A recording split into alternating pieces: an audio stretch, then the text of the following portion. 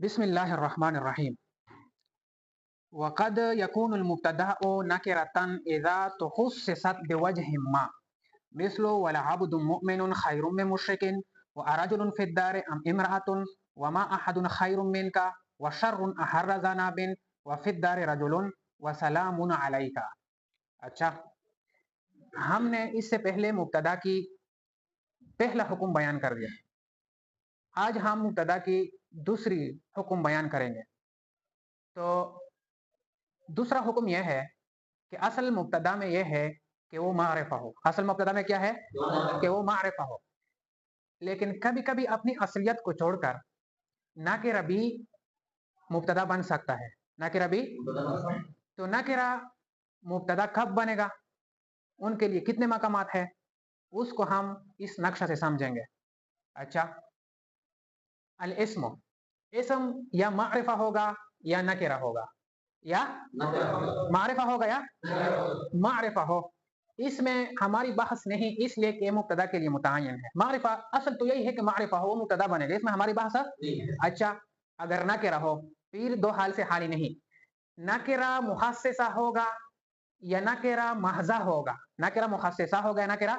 اچھا، پھر ہماری بحث جو ہے وہ نکرہ مخصصہ میں ہے. وہ نکرہ جس میں تخصیص آ گئی ہو، وہ نکرہ جس میں، اور تخصیص جو ہے وہ عبارت ہے قلت شرکا سے. قلت ہے جس میں پہلے شرکا زیادہ ہو، تخصیص کی وجہ سے شرکا میں قلت آ گئی ہو. تو نکرہ مخصصہ ہوگا، پھر تخصیص خالی نہ ہوگا. مقلل للشرکا ہوگا یا معمم للشرکا ہوگا. شرکا کو مقلل ہوگا یعنی کم کرنے والا ہوگا شرکا کو، یا معمم للشرکا ہوگا، شرکا میں تعمیم ہوگی، شرکا میں تعمیم ہوگی. مقلل لشرکا ہو پھر دو حال سے ہانی نہیں. مقلل صفت ہوگا، یعنی یہ جو قلت ہے، قلت الشرکا، یہ صفت کی وجہ سے آیا ہوگا یا صفت کی وجہ سے نہیں آیا ہوگا. اگر مقلل صفت ہو، صفت کی وجہ سے آیا ہو، تو پھر یہ صفت دو حال سے حالی نہیں. صفت ظاہرہ ہوگا یا صفت مقدرہ ہوگا. اگر صفت ظاہرہ ہو، یہ قسم صالح للابتدا ہے، یعنی یہ قسم مبتدا بن سکتا ہے. یہ قسم مبتدا. وَلَعَبْدٌ مُؤْمِنٌ خَيْرٌ مِّن مُشْرِكٍ. یہاں دیکھو، عبدن یہ نکرہ ہے، اس کے باوجود بھی یہ کیا واقعہ ہوا ہے، اس لیے کہ یہ نکرہ مخصصہ ہے. یہ نکرہ، اور اس میں جو تخصیص آیا ہے یہ صفت کی وجہ سے آیا ہے، اور صفت ظاہرہ کی وجہ سے آیا ہے. اس لیے کہ عبدن یہ پہلے عام تھا، پہلے جب اس کے ساتھ ہم نے مؤمنون کی صفت لگایا تو اس میں قلت شرکا آگے مومن جو عبد ہے وہ داخل ہو گئے. سمجھ آئی کہ نہیں؟ مقلل صفت ہوگا، مقلل اور صفت مقدرہ ہوگا. صفت ہے یہ قسم بھی صالح للابتدا ہے، صفت مقدرہ بھی صالح لل.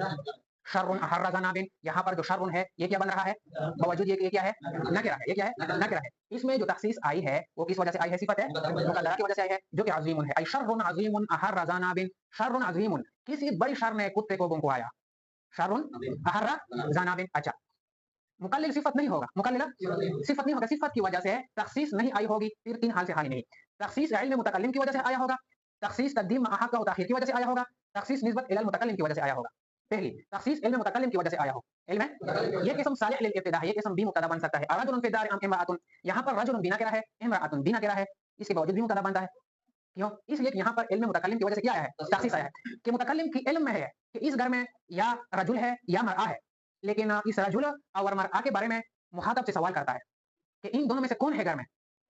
اس لیے کہ حمزہ اور یہ جو ام ہے یہ تعین احد الامرین کے بارے میں سوال کرنے کے لیے آتا ہے. تو اس میں تخصیص آئی ہے کس کی وجہ سے، علم متکلم کی وجہ سے، یا قدیم احق و تاخیر کی وجہ سے. جیسے فی الدار رجل، فی الدار رجل، جب فی الدار کہا گیا تو اس کے بعد ایسی چیز کا تذکرہ ہوگا جس میں استقرار فی الدار کی صلاحیت ہو، جس میں استقرار فی الدار، تو اس سے وہ چیز نکل گئی جس میں استقرار فی الدار کی صلاحیت نہ ہو. تو اس میں یہ جو تخصیص واقع ہوئی ہے یہ کس کی وجہ سے واقع ہوئی ہے، تقدیم حق ہو، مقدم کرنا اس چیز کو جس کے حق، جیسے کہ خبر، اس کو ہم نے مقدم کیا ہے اور حق اس کی کس طرف تھی، مؤخر کرنے کا تھا، نسبت الی المتکلم کی وجہ سے. نسبت متکلم کی طرف نسبت کے باوجود بھی کیا آتا ہے، تخصیص آتا ہے. جیسے کہ سلام علیکہ، سلام علیکہ، یہ نسبت الی المتکلم کی وجہ سے یہاں پر کیا ہے، تخصیص آیا ہے. اچھا، نسبت الی المتکلم کی وجہ سے کس طرح ہے، یہ اصل میں سلام علیک، اصل میں سلم تو سلام علیک، سلم تو واحد متکلم کا کیا ہے، تو متکلم نے اپنی طرف نسبت کی ہے، سلام تو سلام علیک، تو سلام علیک کس طرح بنا، اس طرح بنا کہ ہم نے سلام تو فعل کو حذف کر دیا، اس لیے کہ سلام تو فعل پر دلالت کرنے والی سلامان مفعول مطلق موجود ہے، تو ہم نے سلام تو کو حذف کر دیا، اس کے بعد سلامن علیک رہ گیا، سلامن، اچھا تو سلامن علیک سے سلام علیک ہو گیا، سلام علیک کس طرح ہو گیا، سلام علیک اس طرح ہو گیا کہ دیکھیں یہ جملہ دعائیہ ہے، جملہ، اور آپ جس آدمی کے لیے دعا کر رہے ہیں اس سے آپ کی مقصود یہ ہے کہ اس وقت آپ پر سلام ہو یا ہمیشگی کے لیے، جب ہمیشگی کے لیے ہو تو جملہ فعلیہ میں تو حدوث ہوتا ہے، کیا ہوتا ہے، وہ تو حدث پر دلالت کرتا ہے، اور یہ جو استمرار کا من آپ مراد لے رہے ہیں وہ کس سے پوری ہوتی ہے، جملہ اسمیہ سے پوری ہوتی ہے، تو اس وجہ سے ہم نے جملہ اسمیہ کی طرف معدول کر دیا اور ہم نے کہا کہ سلام علیکہ، اسی طرح سلام علی الیاسین،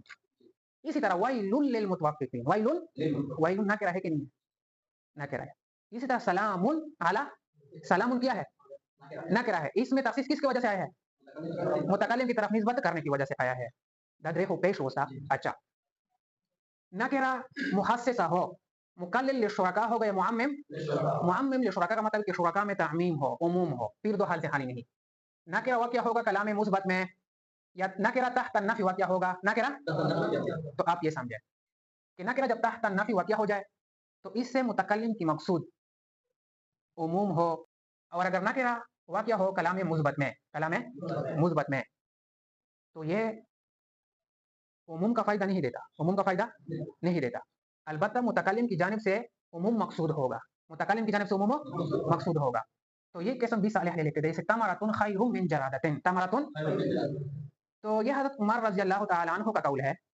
اور اس سے حضرت عمر رضی اللہ تعالی عنہ کی مقصود التصدق بكل فرد من افراد التمرۃ خیر من جرادۃ ہے، تو عموم کا قصد کیا ہے، کس کا قصد کیا ہے، عموم کا قصد کیا ہے، اچھا دل پروشا نکرہ محضہ ہوگا یا نکرہ تو فائدہ جلیلہ کے لیے مفید ہوگا یا نہیں ہوگا، یہ شرح جامی میں بحث موجود ہے، اگر فائدہ جلیلہ کے لیے مفید ہوگا تو وہ بھی کیا بنے گا، صالح للابتداء ہے، جیسے کوكب انکز الساعہ، تو یہاں پر کوكب جو ہے نکرہ ہے لیکن یہ فائدے کے لیے لایا گیا ہے، اس وجہ سے یہ نکرہ ہے، فائدہ دے رہا ہے، فائدہ جلیلہ دے رہا ہے، اس وجہ سے یہ مبتدا بن سکتا ہے، اور اگر فائدہ جلیلہ کے لیے مفید نہیں تو یہ صالح للابتداء نہیں اتفاقاً، جیسے کہ رجل قائم، کیا